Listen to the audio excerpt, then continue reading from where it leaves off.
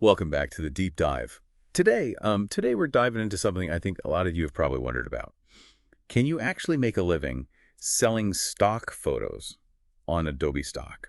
We've got articles comparing different platforms, blog posts from photographers, and we've even got a peek into one real contributor's earnings. Yeah, it's a fascinating landscape. On the surface, Adobe Stock seems very promising. They've got that flat royalty rate, 33% for photos, 35 for videos. But is that the whole story? Right, because other big players Mm. like Shutterstock and iStock, they've got hmm these tiered royalty systems.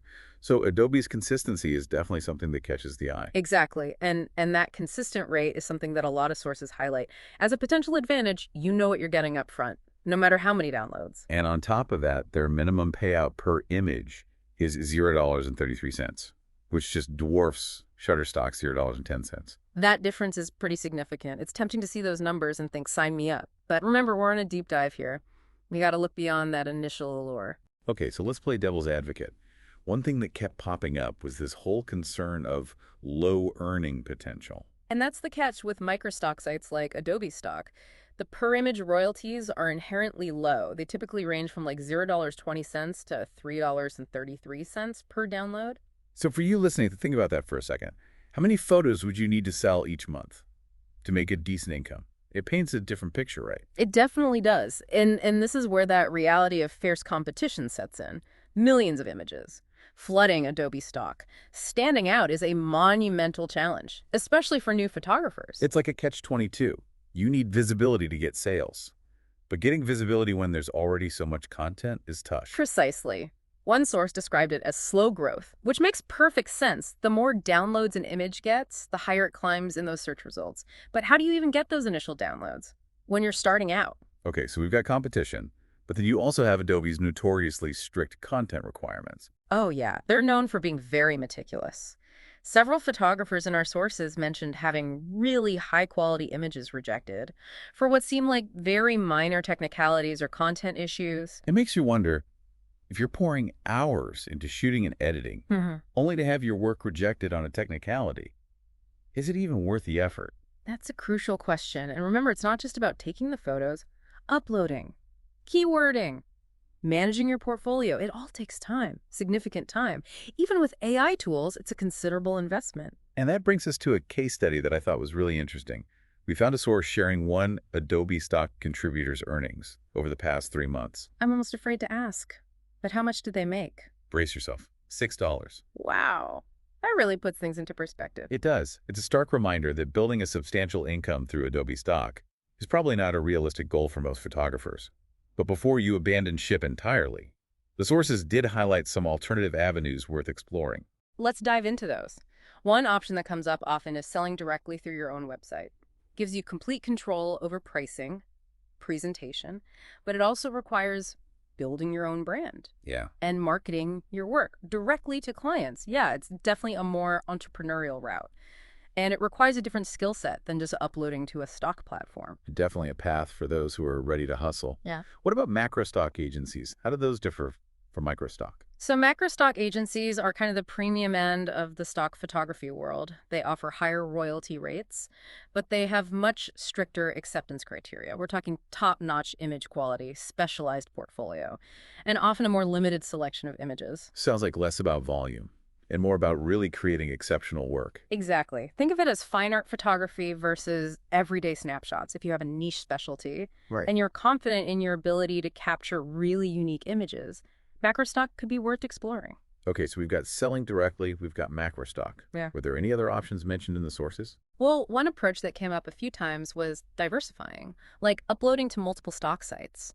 This broadens your reach, increases the chances of your work getting seen, but it also means more time uploading, keywording, and managing all those different platforms. It's like hedging your bets in the stock market.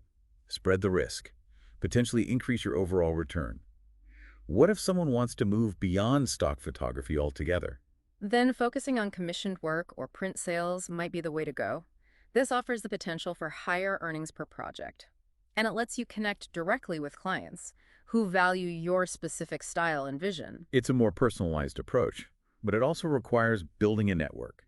marketing yourself effectively, and maybe even taking on more of those business-related tasks. Exactly. Shifting from passive income Yeah. to a more active client-based business model. Okay, so we've laid out several different paths. Before we get into what kind of content actually sells well on Adobe Stock, I want to circle back to something you mentioned earlier, keywords. Why are they so crucial in this world of stock photography? Keywords are the bridge between your image and the buyer who's searching for that perfect visual for their project. Think of them as the search terms people enter online when they're looking for something specific.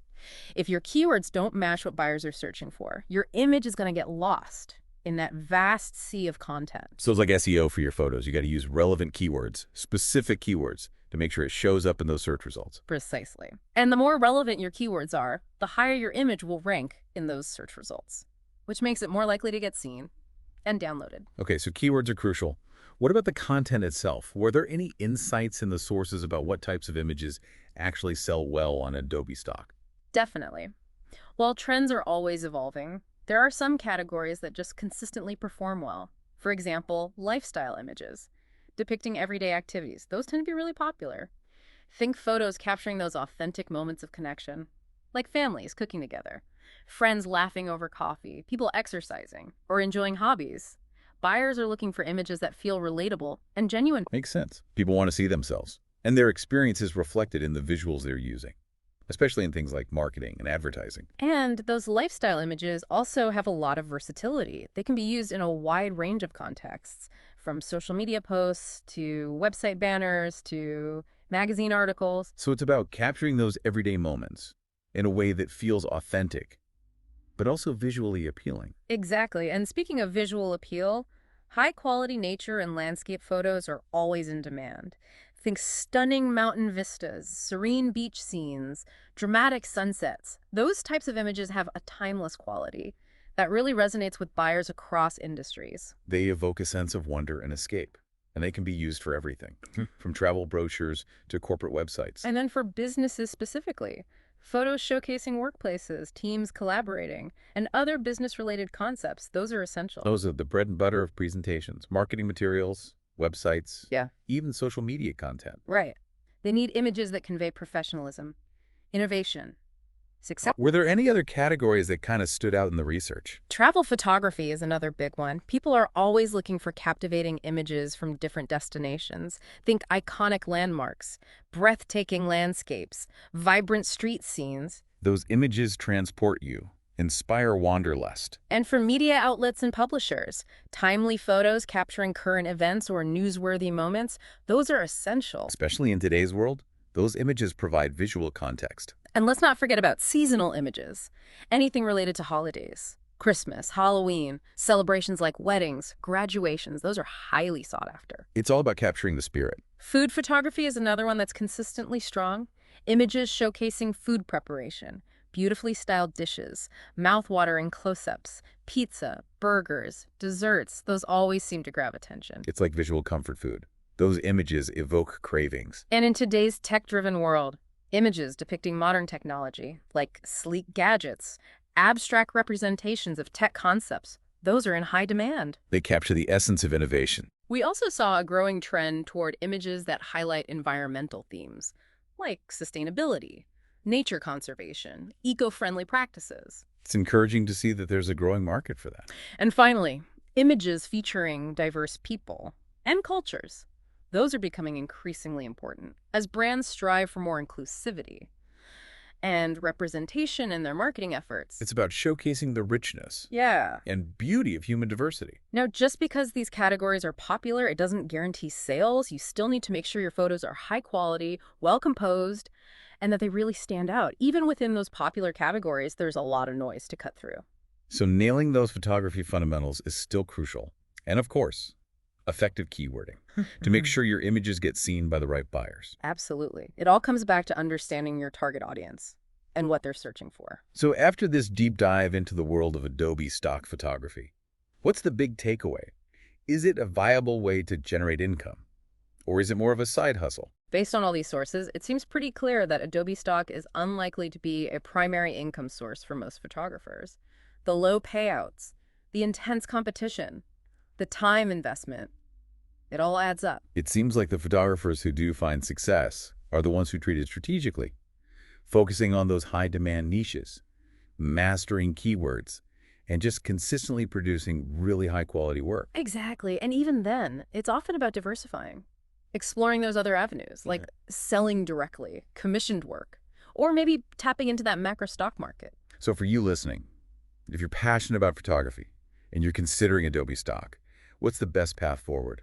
I think the key is to go in with realistic expectations. Don't think of it as a get-rich-quick scheme, but rather as a potential source of passive income that requires effort, strategy, and a good understanding of the market. And don't be afraid to explore those alternative paths we discussed. Like, there's no one-size-fits-all approach to success in photography. It's about finding what aligns with your skills, your goals, your overall vision. Absolutely. The most important thing is to keep shooting, keep learning, keep that passion for photography alive. Well said. We've covered a lot of ground today, from royalty rates, earning potential, competition, keywords, alternative options. We hope this deep dive has given you a clearer picture of what to expect from Adobe Stock, and that it's empowered you to make informed decisions about your photography journey. Keep exploring, keep creating, and most importantly, keep that passion burning bright.